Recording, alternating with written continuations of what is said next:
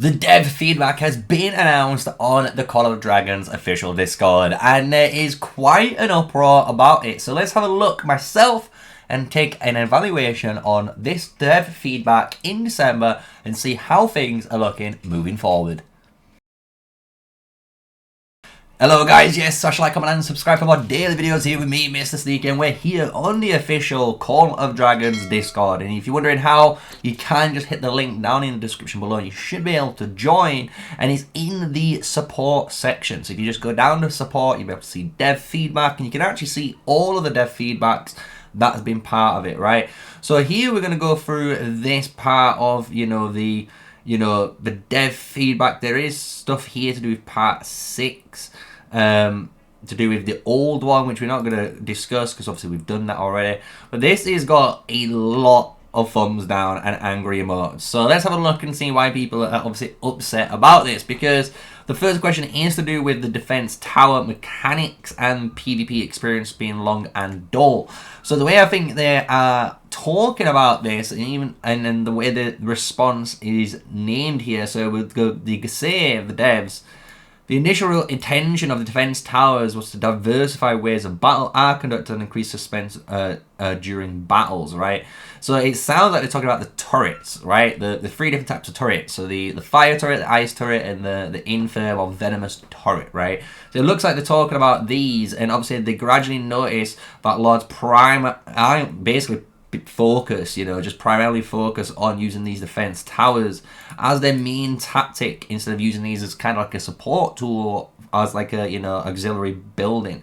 So they are going to adjust these in upcoming updates. So it is cool that they know that the current towers are a bit, I don't know. We've seen the videos, right? We've seen my PvP coverage videos, and they showcase how many turrets there can be on the battlefield, and it is kind of insane with that and the Spire, but again, you can take care of it with good coordination, but I can imagine on smaller server sizes, this is a massive problem as well. So, understandable question, and to be honest, it is going to be interesting to see what they do. I always said, even with the barricades, I didn't even mind them in the game. I would prefer, instead of removing them, to maybe adjust how they worked, maybe change how they actually worked and make them easier to destroy and make them even easier to build, so it was a quick choice to build these things instead of becoming the barricade meta that we had, right? So question 2 though is talking about Darkling Fortress, asking for a search feature. I kind of wanted this as well, but this is again only quality of life. This isn't anything that's game changing, but I do like this. Nice little quality of life question. Obviously they are figuring out on how to increase the emphasis on exploration on the current map design, and they're going to wait obviously on future consideration. So maybe this might be something that comes in the game, who knows, right? But again, just a quality of life question, and I've been one myself, right? So question 3 is about villages here. So we've got extend the village buff to all alliance members instead of individual players. Because again, if we look in the current game and we jump in right now, we can see how things work, right? We've got our village management page here with the villages we own, but obviously these can be taken away because technically I'm not in any of those villages. But if you go to a village, for example, you'll notice every village in the game has obviously a limit cap. And this is the problem, because you have these village effects, which obviously this is hero XP, but there's some which are more lucrative, like the elixir, for you need the healing, because healing's been more punished this season. Only a certain amount of members are going to get this, right? And there's other players that obviously might put in as much effort, but they get put to the bottom of the list just because maybe they're not power required, just all these different excuses that obviously up to the leadership of the alliance to make, right? So it would be a better way of having, the old village system. The old village system worked really well. I liked it. This one's just making it more complicated and more. Instead of being individual, the game should be more community-based, right? We have so many community-based events, but then we're making such weird village choices that makes it very selfish, right? And I think that's one aspect of the game that they need to change, right? So we'll see what they say, because they're saying they value the feedback and they understand the community's perspective. However, we'll not be considering this as our current design was intentionally crafted to provide buffs at an individual level. So it is not nice to see this, and I'm guessing this is where all of the thumbs down came from in the whole dev thing, right? Because it's one of them things where, again, you are creating a difference between the free-to-play players and, to be honest, the pay-to-win players, because that's what this whole village argument is about. Because again, the pay-to-win players generally are stronger players, have the more troops, and they do require the villagers, right, in order to heal the T5 troops often compared to T4, because you got to imagine, for value, you want to heal more T5 than you do T4. It's just how the game is operated, right? And the way the game is because of that, the T5 are always going to get prioritized no matter what, because they need to have those T5 up on the battlefield to kill the enemies, right? So it's just how the game is currently set out, and obviously the alliances are working the best they can, but with the parameters that's set, right? So it would be better to make this a lot more friendlier, as you can imagine, so everyone has the ability to gain these buffs in some way. If you just complete the trials, make the trials a little bit harder or a little bit more fun, where it's like a 3-stage event. If you complete all 3 stages with your troops, you get the village, right? Something like that. And again, everyone who participates has it. It'd be a really good one. And again, it's up to you if you want to remove or, you know, add on different villages depending on how much space you have. So you could do it something like that, but it's just having the individual cap is a little bit silly for my, you know, opinion on the villages. So we're here to go on the hospital treatment selection. I like this. For ability to manually select troops for healing in the hospital. And we recognize the merit of this suggestion and evaluate the feasibility for enhancements. So I kind of like this. The fact that they're thinking of a way to make healing even better in the game and give you more choice as a player on what you heal. I love this question, and I like the fact that the devs, for once, actually give you, you know, something back where they're looking into it. They'll evaluate if this is something they can bring and put into the game. So I like this, really good change. But they could in the future see in Call of Dragons, right? And then we're on option 5. So part 5 is increase the drop rates of treaties and sentinel arrows. Stay tuned for our future events where Lord will be able to obtain more of these items. So that's, again, really good for all the free-to-play players and low spenders, because right now the treaties and sentinel arrows are a insane grind. I'm not gonna lie. We can again go into the main game, because if we go into my main game, we're gonna be able to see my watchtower, because my watchtower is something I've recently upgraded. I've only just hit the upgrade during this season, and I'm trying to track how many arrows I have gotten, and so far I've only got a 225, which is kind of abysmal, right? And when we're looking at the rally harp, I have been getting quite a lot, honestly, of the treaties, but it means I'm sacrificing doing my darklings, which I need to do for all the prestige, because that's how, sadly, this season's set up, where you need to be in the prestige manner. But if you're looking at the fort reports, you can see, like, there's a lot of times where I'm just getting 1s. Like, there's so many 1s, it's insane on how many times. But then, obviously, you're gonna get, like, the 6s as well in the same range. 6 here, 5 for 17% damage dealt, right? So it's kind of weird how just this doesn't basically represent this number. That's the best way of putting it, right? So it would be an improvement. Let's see how they address it. And let's go into the next part of the dev responses in the next section.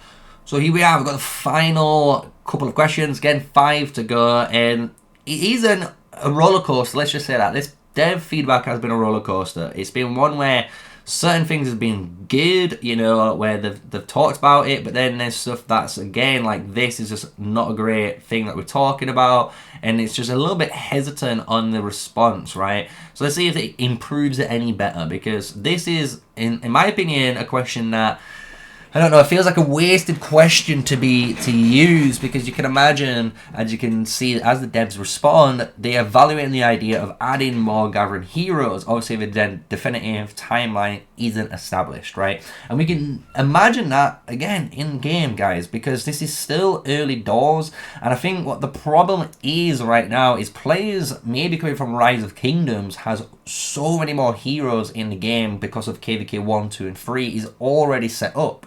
But Call of Dragons is in that stage where it's creating that exact same format. So then when you start the new game, you're going to have that nice, actually fluid experience, right?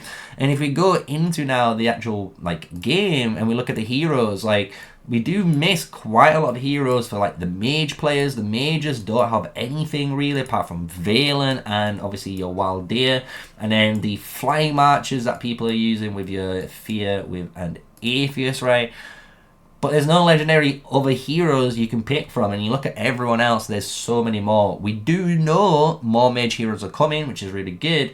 So this is what I'm trying to like emphasize with this question, where I don't think you needed to ask about it, because there will be more gathering heroes in the game. There's going to be more engineering heroes in the game. There's going to be more flying heroes in the game. There's going to be so many more heroes to come in the game, right? So I know this probably question is more asking, is there going to be a, you know, gathering hero that's going to join more recent? You know, we're going to get one sooner because obviously there's a lack of gathering heroes for it. We'll soon see, right? They obviously evaluated it, and we'll see if they can fit one maybe sooner than they expected, because obviously the community outcry. Question 7 is, again, I kind of don't like this one. It's a bit more greedy. Again, I already said the way the quality of life change on opening mass amount of rare chests was maybe an idea which I think was kind of silly, but you know, I understand the quality of life aspect of it, and I like the way they've done it, where you open 10, you can see everyone who's still purchased it, and they're still keeping true to why you open them, and you can see those players' names, right? But the fact that now players want them even quicker, so now you basically can ignore those players that are spending their hard-earned money and giving you the opportunity to have those chests, I think is just rude. Personally, I just find it disrespectful, and honestly, you should be thanking those players in spending money, because it's those guys who are spending money and that you're giving you those chests that give you the speed ups, the resources, everything else, right?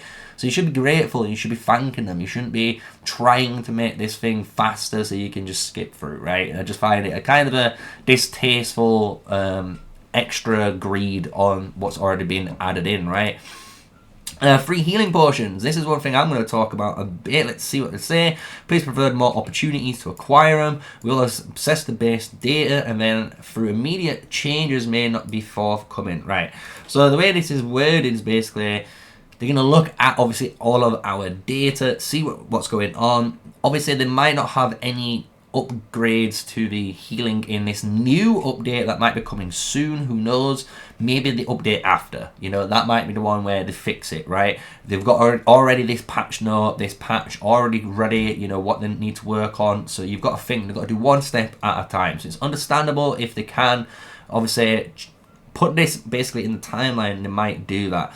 And my opinion is true, right? This is kind of true. I'm not gonna lie, I've grinded nearly 2.3 million merits, and I've not even got close to some of the elixir that certain players have with way less merits, because like the RNG of my merit shop has been horrible, like just plain horrible, honestly. So it is interesting to see other players agree, and they're feeling like the free healing potions ever since these changes have been implemented have been lower, and it's been harder to obtain. So we'll see what gets added. And then 9 and 10, let's see. 9 and 10 says tower and garrison leaders request community members are suggesting. I don't know what that means. We are planning some adjustments while ensuring core design remains intact. I'm kind of confused. So I'm guessing that they're asking for Tarrison and Garrison leaders to have the ability to like have more control in the tower. Like I just don't know how this is. I don't know. Am I reading this wrong? Tower and Garrison leaders request community members are suggesting. Suggesting what though? I don't understand what you're suggesting. That's what I'm saying. So we'll soon see. We'll soon see what this is. Maybe they're asking for heroes? Is that what they're saying?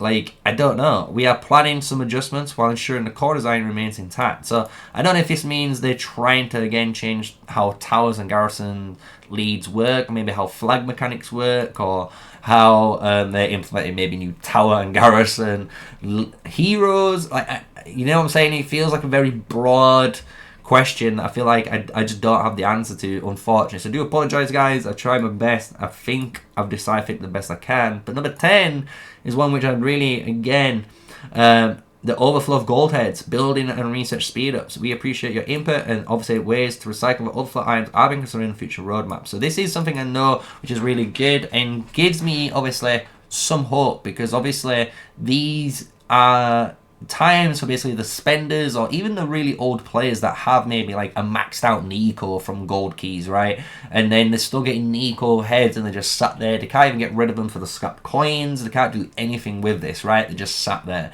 So I know the devs have obviously know about this problem. They're probably suffering from it potentially themselves. Who knows, right?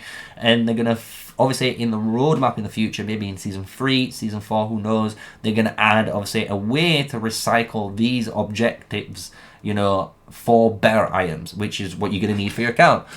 So it's been a very interesting December suggestion feedback. As you can see, is definitely a roller coaster journey here, guys, going up and down. Like, what I would definitely give it maybe like a 6 out of 10. I think there's been way better ones in the past, as you guys know here in the Q&As. I just think some of the responses are a bit okay, they're not the greatest, and some of the questions again feel a bit in the same, right? So I'd like to hear your thoughts.